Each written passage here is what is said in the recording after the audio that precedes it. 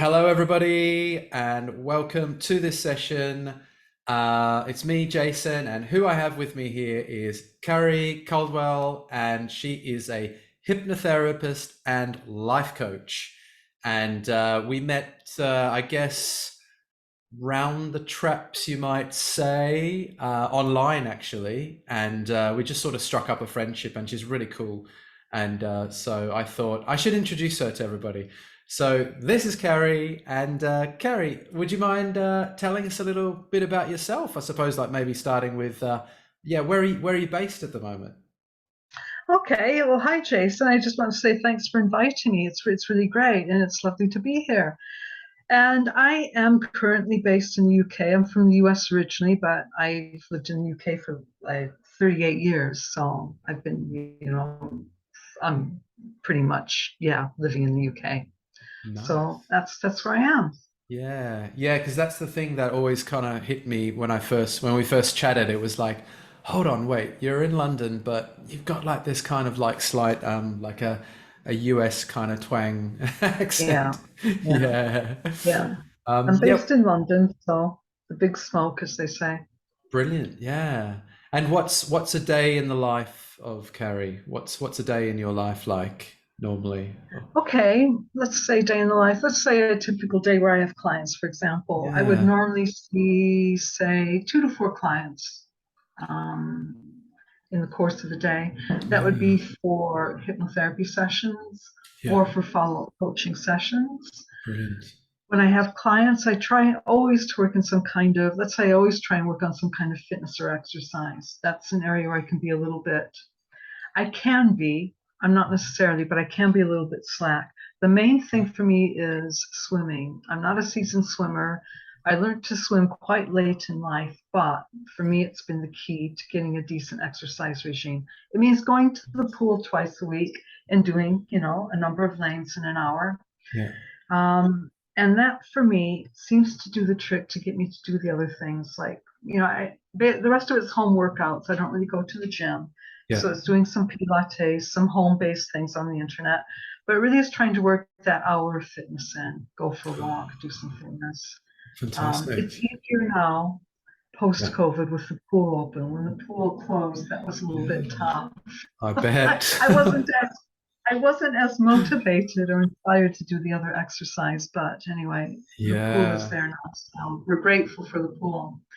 Yeah. Apart from that, let's say in a typical day for me, I love food and I love cooking, and I like to have really good, healthy eating. So I will always make time to prepare some kind of food. It doesn't have to be elaborate, it can just be salad, lentil soup, dal.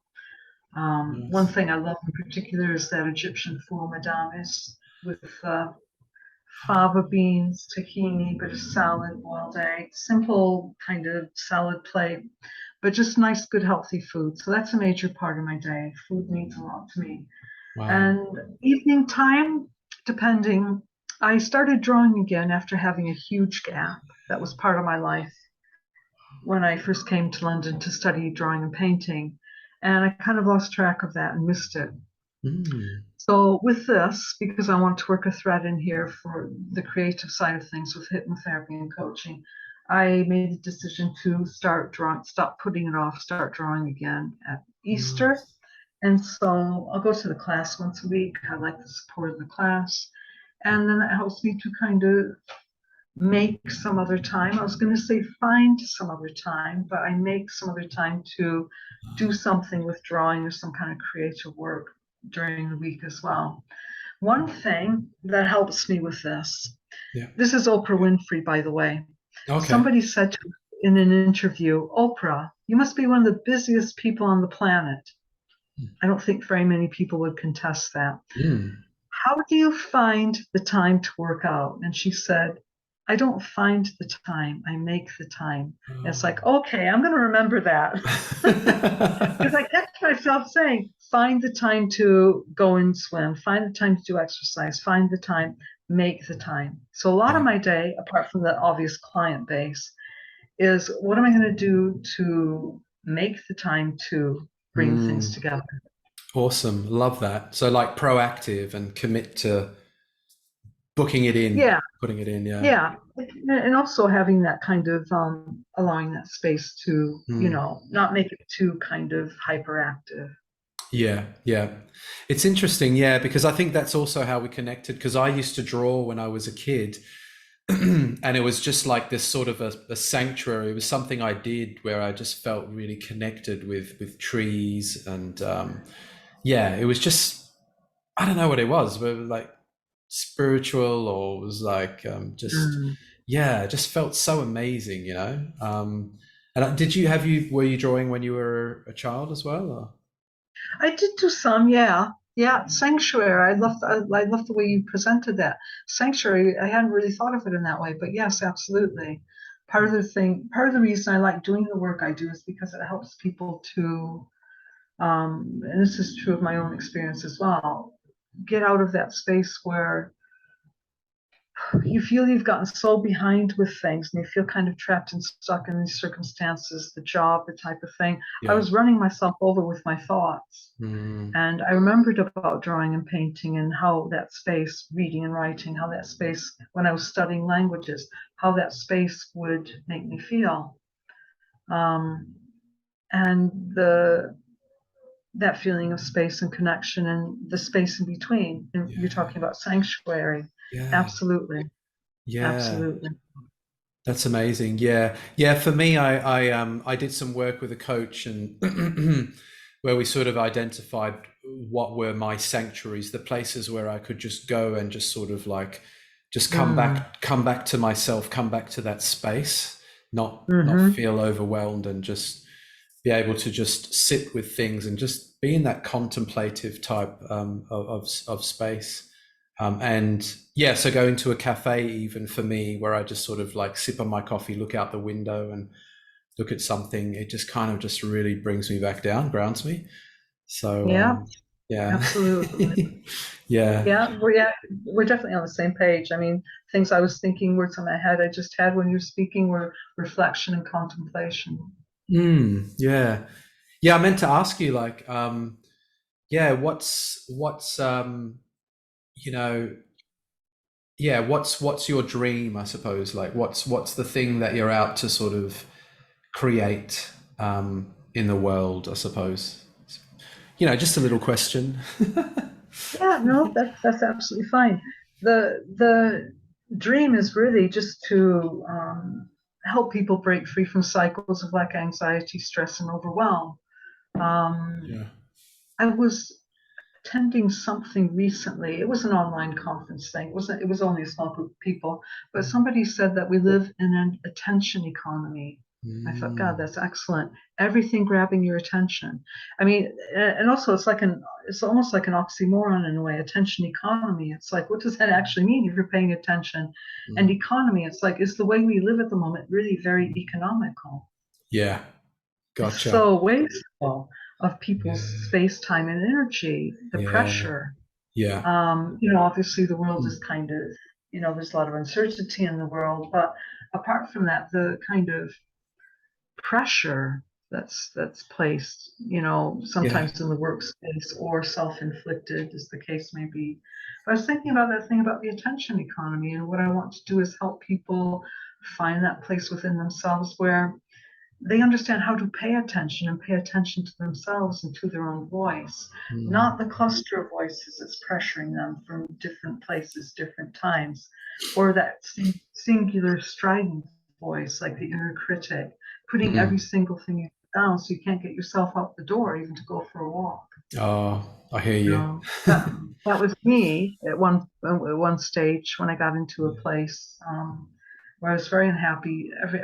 Every foot I put forward was wrong. Yeah, yeah, yeah. We are our worst critic, aren't we? It's like, Yeah, absolutely. yeah. Somebody said, yeah, the most important conversation you'll ever have is the one you have with yourself in your mind. Yeah, So I heard, absolutely. It's yeah, true. yeah, And my work is really about helping people understand where those voices come from within themselves, yeah, whether they've been adopted from exterior sources, really to realize they have the responsibility. They yeah. really have the responsibility. Mm, And, responsibility. its ability to respond. Yeah. So it Yeah. helps people to, when they feel they're burdened with responsibility, if they have family or children or just other things as well, elderly parents, things they're trying to take care of into the mix in a pressured job. Responsibility sounds like a heavy duty word, and it's helping them to look at the roots of that word, look at the roots of their inner dialogue, get to the root cause, and then just think of that word, ability to respond. There's a choice about how to respond here. It doesn't always have to be flipping the lid or caving in, or I hear you. Wow. That's a really good reminder, actually. You've just reminded me about responsibility, how important that is. Yeah. And it's interesting how you talk about attention economy, because I remember in some marketing circles hearing about how attention is the new currency. Like the more attention you can get, then that's how you can succeed. But then we've created this like just this world of just noise coming at you from all different directions, and it's exactly. and everybody, and it's like this curated world as well, where like people are seeing like the Facebook version of people, like their best version, and feeling like they're lacking or they're not measuring up to, whereas actually, absolutely. yeah, I love how you say like finding their own voice, and yeah, because it's just so important, isn't it, in this world of just like noise everywhere. It's amazing. And how does that like what you want to do there play into, like, you know, we talk about the drawing or the creative side of things? Well, for me, that was something that I had, you know, invested in. I'm not saying like financial investment. The investment in it was from a young age. When I fell in love with paintings, it was emotional. I found them very liberating. I found them intellectually challenging. You could call it spiritual as well, whatever. But when I say investment, I'm talking about that kind of investment. I'm not talking about financial investment. So Yeah. it, and later I kind of put it aside a bit to do some language study, but then it was literature and reading. So it's like, okay, we'll use this for a bit to kind of carry this up and over, which was fine. I was prepared to do that. But what happened was I just got stuck. I just got stuck in a 9 to 5 job that didn't suit me very well, that I was very unhappy in. And I just literally was watching things I loved like further and further away, like almost like being on this raft. Yeah, drifting away. Out, point on the horizon, irretrievable. And I just, I really just got caught in a cycle of really debilitating thoughts. Yeah, yeah, got you. Yeah. I think many people have been there. I've been there myself as well. Yeah, it's yeah, like you say, it's just so you can get consumed and just it feels like you don't have any control, and it's just things are just Absolutely. drifting away. So part of the work I want to do is, it's really not everyone, but most of the people I work with will be in their 40s, 50s, 60s. I work with quite a few people who are coming for retirement. And say if you talk about the hamster wheel, for example, when I've had people like heading into retirement, they're still on the hamster wheel because they still got the round of thoughts going about, let's say, some of it's language based as well. I think you've mentioned this as well in some of your posts that I've seen. Productivity, the stress on performance and productivity. And what I want to do is get back to that place of curiosity. And people can be very down on themselves. I haven't done this, I haven't done that. It's basically, the thing is, with myself, when I was in that situation with many of my clients, they're thinking it's too late. I've left it too late. If I go back and try and draw again or try and write again, it'll be absolute rubbish. What's the point? And still having that feeling of it's a missing piece. Well, what I want to do with my work is help people understand that is the missing piece. Go and get it. Love it. Love it. And the piece may look different than it did when you were in your 20s and 30s. Yeah. Does that matter? It's really getting that kind of line of questioning going. It's like, actually, Yeah, I love it. I love it how you say, you know, could that be the missing piece? Go get it. Like, yeah, Yeah, instead of like, oh, it's too late, just, covering it over basically. I mean, if that yeah, feeling is there, to me, that's indicative it's something to work with. And yeah, that's what I want to bring in. And it doesn't have to be drawing, but that's what I do. So that's what I'll base my yeah, kind of, you know, that's what I'll base my experience on, obviously, but it yeah, could be other things people have wanted to do. And, it could be learning a language. It could be, doing some writing, like I said, singing, whatever. yeah, yeah, like a creative outlet. Yeah. Yeah, And not writing it off, not disparaging it. it's interesting because what you know, what comes up for me is I was thinking the other day how often, you know, people that might want to do some form of art, say, but then when they start to do it, they think, oh, you know, the output isn't going to be as good as other people, or they might even think, you know, Mm, how can I make some money from this? Whereas they might be missing the whole point, where it's like the actual process mm, of doing it, the process, the process. exactly. Yeah, yeah, Mm. yeah. That's Yeah, amazing. one thing I've done with some of my clients is a very simple thing, very simple exercise. When they're really in that mode that it's kind of it's not doing something like drawing a painting. Again, it's almost like a stress response as well. It's not practical. It won't resolve anything. It's not productive, etc. Mm, When I have people who are in that mode, yeah, when they've been stressed at work and overwhelmed, you end up with that productivity thing going on, don't you?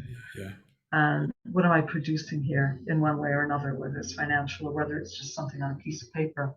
I just say, look, what I want you to do is just every time you think about what it means to be productive, I want to take that word out and say, what does it mean to be curious? mm, What does it love mean to it. be curious about this? Let's replace productivity with curiosity and let's see what happens in that. I love that. I really love that. Wow. Oh gosh, I really love it.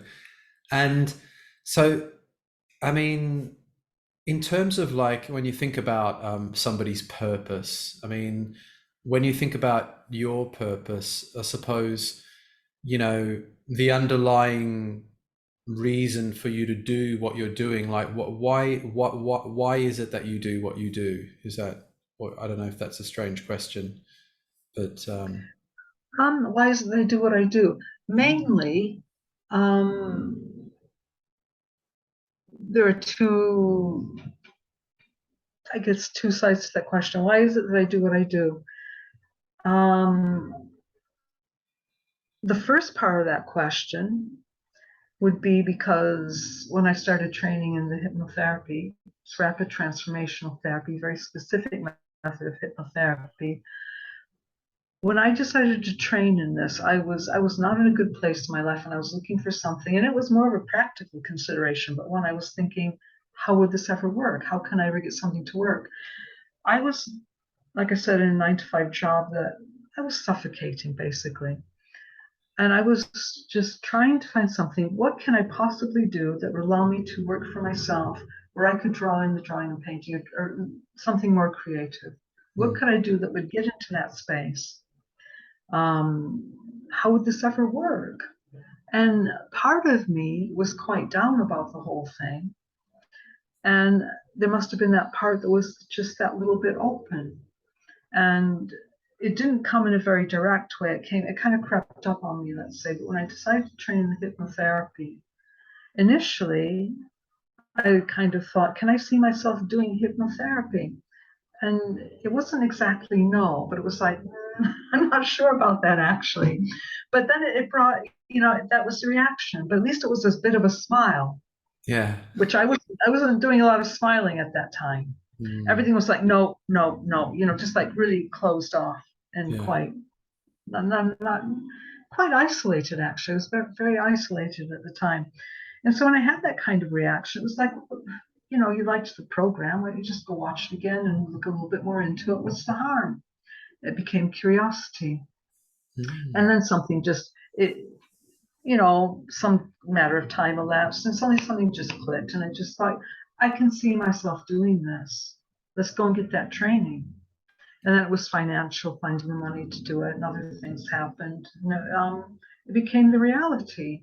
So, in a sense, the first part of that question is a very practical thing for me, Yeah. which I kind of had no answers for. It was Yeah. so practical. How can I find the way to do this impossible thing? It just ended up sending me into kind of depression mode. What can I Wow. possibly do at my age to change my life?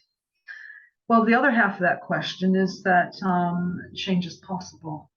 And the reason I do what I do is because I don't care what age you are. And I'm 58, so it's not like, you know, 58 years old. So I know what it's like to be in that space where, you know, uh, you don't have half your life left, literally, Yeah. Right. Okay. Yeah. really, you know. Yeah. Mm. So, and that's not like a depressing thought, that's kind of reality in a way. So, the other reason I do what I do is to help people in that kind of space where they feel time is slipping away, Yeah. really to step into some reality. Mm. And really, I call it clearing the mental debris. Mm-hmm. Just really help someone to clear that stuff out and really see what is possible. And Mm. not to have to think because there's only a little time left. I have to revolutionize everything, throw my life around in a 180-degree turn. Yeah. No, it's really about small steps. And the key I find with my clients is commitment. You Right. make the commitment, you're halfway there. Instead of wavering at all over the place and making excuses about not having enough time, having too much responsibility. And Mm. again, we look at that word ability to respond. Really about asking yourself the right questions to make that commitment to making small changes Mm. and not giving up. That's what it's really about. Love it. Love it. Yeah. Because, at the end of the day as well, like you say, we all have a certain amount of time left in our lives, but it's also like the quality of how we spend that time. Exactly. Yeah. Yeah. Yeah. And how does it make you feel doing what you're doing, like where you're helping people?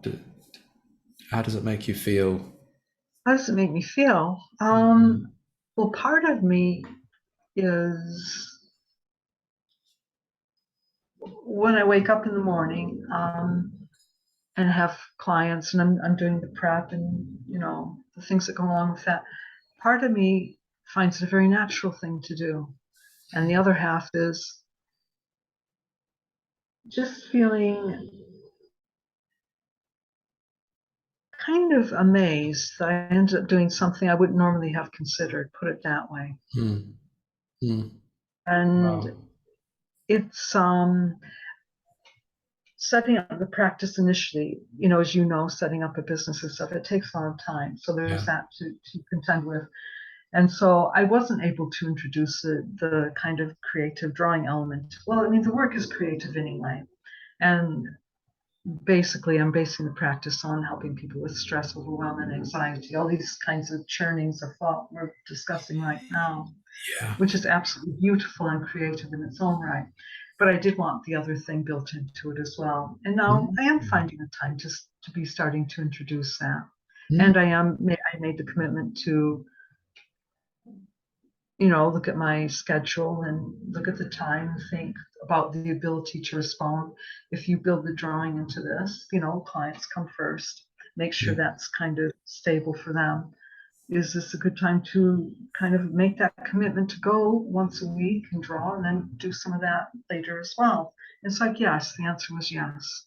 Wow. Awesome. Yeah. And it feels amazing. I mean, it does feel like having struck gold in a way. But it came from a place I wouldn't normally have expected. Yeah. Yeah. Yeah. Interesting. Wow. I love it. I love it. Yeah. Yeah. And I can relate in many ways as well to my own sort of journey of feeling really just stuck and just suffocating in a Mm, in a job and just thinking, but what else? Like there's nothing else that I could do. And then what else exactly? yeah, and once you discover that there is actually a lot you can be doing and you start doing it and really Mm, it aligns to what you want to do, yeah, it's just that Hmm. feeling of like, oh my gosh, wow, I can do this. Like, wow, yeah, that's a whole different feeling about life, isn't it? It's Yeah, just, yeah, absolutely. yeah, And the key wow. question is what else? Again, this is Yeah. something I sometimes do with my clients. What else? What else? What else? But Mm. just rephrase that question with a different tone of voice. What else? Yeah. Oh, I like that. Literally, What just, else? Yeah. Yeah. slightly. What else? What else? Nice. Just a prompt for So when people, I notice when people do get stressed and agitated, they do kind of fall into what you just did just now, because you were kind of yeah. recreating your space where Yeah. you were in that place, Yeah. and you were going, what else? What else? And you were literally saying it like that. And you see this with my clients, it's like, what else? What else? It's like, okay, keep asking that. Yeah. And then they're like, what else? And you just, it starts to kind of drop, and almost like, going from this contracted state to opening out. What else? Yeah. Nice. I love it. That self-inquiry, just an inquiry to get you to think Mm. deeply. Yeah. Wow. And if I was to, what would be your vision for the world? Like a world vision. How would you like to see the world change or evolve in any particular way, do you feel? Um, I would say kind of observing silence, silence in space. I think it's essential to have that space. Say if you're listening to music, to music where you're there and you're listening and you're Yeah. paying attention and you're silent, you hear the spaces between the notes. I think that gets lost in too much audio, visual Mm, blare. And I think that's essential. I I think love there's it. some essential quality there that, um, yeah, Would yeah. you For would me, you that's essential. yeah, would you say that is that a little bit like, maybe I'm thinking maybe like being present, being present? Yeah, being Yeah, present, yeah, absolutely present yeah, tense. And yeah. I mean, this word just came to me. It's not one I actually even really use, but it just came to me now as we're speaking. It's a very old-fashioned word, and What but is it? people. Well, it's like people talk about connection and stuff. I was just suddenly the word came to me, communion. Ah, But I mean, it doesn't have to be in a religious ritual sense. But I think there is something in that word, communion, that that's um, interesting. that Yeah. really can. It's a word that's kind of gotten lost. It does have too many religious overtones to use quite a Mm, lot for me personally, but I think you could bring it back and kind of think of that word as being kind of an essential thing that, not to do with, organized religion necessarily, but something yeah. that people could kind of relate to and kind of bring to the table, if you will. Yeah, yeah, that's interesting actually. I think I'm going to have to Google that word and Yeah, contemplate it after this. yeah, exactly. But Yeah. it's just about, yeah, communion. What does that mean if you're sitting Mm. and listening? And I saw something else too that it was Rich Littman actually, Oh yeah. and he just said very simply, as he often does, listen has the same letters as silent. Anagram. Hmm. Listen in silent. Wow. Okay. That's That's very interesting. simple, but I think Yeah. that's kind of key. Yeah. Yeah. Yeah. You know what it reminds me of as well is mindfulness. Mindfulness. Mhm. Do you know? Yeah. Yeah, John Kabat-Zinn, um, one of the guys in the States. I think he works for the Massachusetts or MIT, basically. MIT. Okay. Yeah. Well, he's the founder of a program over there, and it's become really popular. But I use that quite a bit actually when I'm doing part of my morning routine is the breathing, and Hmm. I like to actually lie down on grass looking up at the sky, if Mm. it's not raining, with the trees, and just be with the tree, where you can kind of just like, you can focus your gaze, not just, you can focus on a Mm-hmm. particular point, or you can look at just the mass of the tree and feel how it just kind of sways, or a cloud, and see how the clouds just sort of like, they move in a funny Mm-hmm. way, they move in a funny way. And just kind of feel like, just be there, noticing in the moment everything that's happening right then and there, and not just from a visual perspective, but like smelling Yes, trees, yeah, and just absolutely. feeling the breeze. Mm-hmm. Yeah, I try and do that, actually, being in that, in the moment. But I love what you say about um, commune. What was the word you said? Communion. Communion. That's it. Yeah, but Yeah, it doesn't necessarily have to mean the, whole religious thing. yeah, So, yeah, but it's a word. Actually, I'm going to look it up. So I want to know the etymology and find out how it's yeah, traveled down the yeah, centuries, as it will. I mean, it's going to mean like something in common, but yeah, it just came to me when we were yeah, talking. I was just thinking, how would that word work, yeah. right now? I Just came mean, to me as I was speaking to you. I love it when that happens, though. I think it's great. What do you think? How would that impact the world? Do you feel, if people were more, listening and silent and just being in that moment, yeah, what kind of impact do you think that might have in the world? Um, I think it would just make it a healthier place. I mean, Mm, I don't really, there's so much, for me, many aspects of modern life really do stress the wrong things. mm, mm, It's very hyperactive, adrenaline focused. I mean, you can have aspects of that, to some extent. mm. But I think when you have it all the time, it is kind of almost like a high alert state Yeah, many right. people are living in. And I just,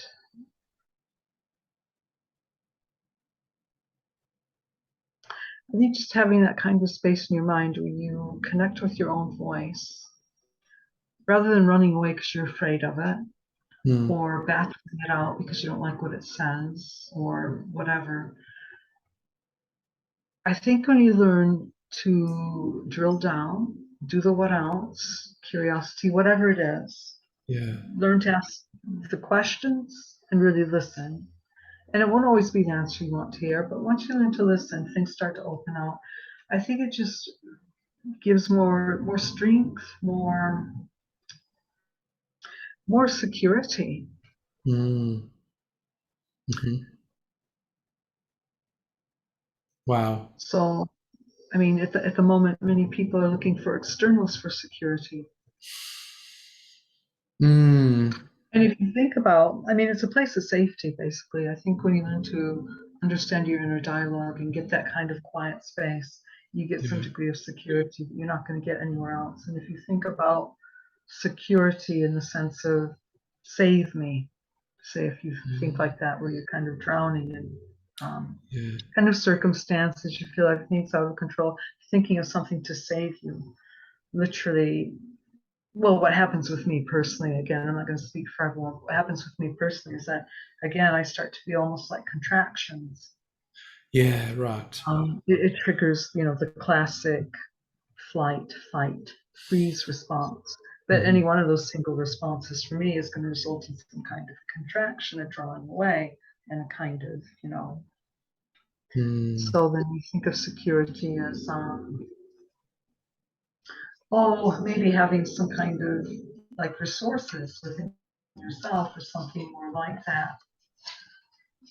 Say yeah. a space of fulfillment. Let's say security is a space of fulfillment. What does that actually mean? You know what? I have no idea. But then let's find out. What Yeah. does that mean? I don't know. Is there a word for that? I don't know. Is there a metaphor for that? I don't know. Let's find out. And then suddenly, again, you start opening out a bit. You start to venture out over the over the threshold. Wow. Wow, it's amazing. Gosh. So, I mean, for me, the main thing I would say going on in the world right now is really about safety and security. Mm. But it's so defensive. Yeah, right. Yep, yep, yep. So many There reasons, right? let's say can Mm. be, and I don't want to make such a definitive statement, but elements of it can be more on the bias. Modern life, I think, tends to set everything up on the bias to be defensive Yeah. to some extent. Mm. Mm. Hear you. Yeah. Yeah. Gosh. Yeah. Wow. That's really powerful. I mean, yeah. Yeah. I feel like a lot of people don't give themselves sort of enough credit um, to themselves, basically, that they're their own, that they're own, they have a divineness about them. So almost like divineness, you know what I mean? Yeah, Not in a yeah, religious sense, but yeah. you know, we are our saviors. We're our, you know, Hmm. and we just have so much potential. And again, that potential is not in the context of productivity. No, no, no. It's just for like experiencing life, but also being a contribution to life as well, Yes, yeah, rather than absolutely. passive consumers, which is sort of like Hmm.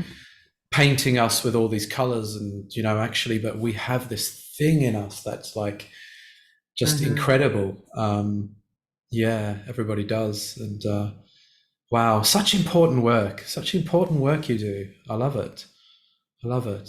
Well, Gosh. I love it too. I just feel, I do feel amazed that it happened.